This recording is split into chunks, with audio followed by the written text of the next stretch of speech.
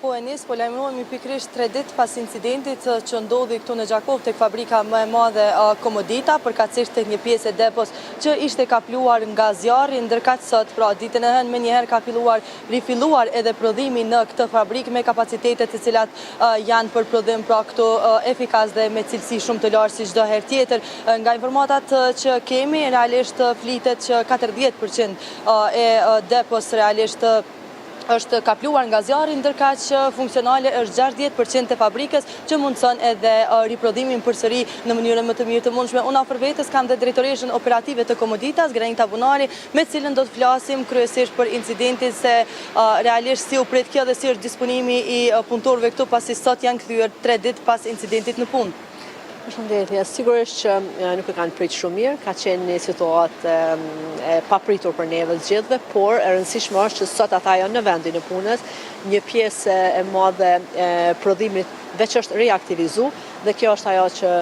më e mira që na karakterizon ditën e sotme. E kuptoj. Edhe nga vlerësimet e ekspertëve që janë bërë deri më tani, realisht është konfirmuar që mund të vazhdoj puna, por nga përllogaritjet themi ashtu fillestare sa janë dëmet që janë shkaktuar këtu. Momentalisht nuk e kemi këtë informacion, me qenë se të gjitha ekipet kompetente janë duke punu në terren për me e bo vlerësimin e dëmit final. Ajo që ka mund të themi momentalisht është që rreth 40% e hapësirave prodhuese janë të prekura nga ky dëm dhe janë totalisht të pashfrytzueshme, por 60% tjetër e hapësirave veç janë riakomoduar dhe janë risistemu, makineritë dhe procesi punës ka filluar normalisht. E kuptoj, edhe ditën e enjë që ishim duke raportuar këtu, pam një mobilizim themi ashtu goxha të madh të zjarrfikësve, por edhe ekipeve të tjera. Si ka qenë bashkëpunimi me këto institucione ditën kritike? Qysh për momentit parë, ne përkundër asaj situate nuk kemi harruar në asnjë moment i falenderojmë jashtëzakonisht shumë të gjitha ekipet të cilat janë mobilizuar, ekipet e zjarrfikësve, ndihma që kanë ardhur prej qyteteve tjera, pastaj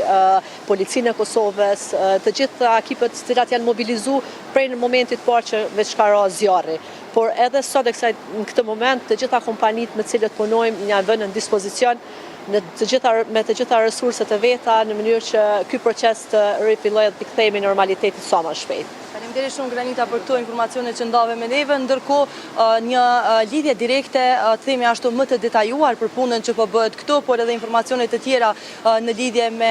reaktivizimin e punës në Komodita, do ta kemi mundësinë që ta bëjmë në Kosova Today, pra emisionin e Klan Kosovës, por edhe një historie të zgjeruar për punën këtu dhe kuptohet një solidarizim të madh që kjo kompani ka pasur me punëtorët, do ta kemi edhe në lajmet e orës 20 në Klan Kosova. E qartë Tatjana, faleminderit juve dhe mysafirës tuaj për këtë paraqitje nga Komodita, ndërkohë në Mitro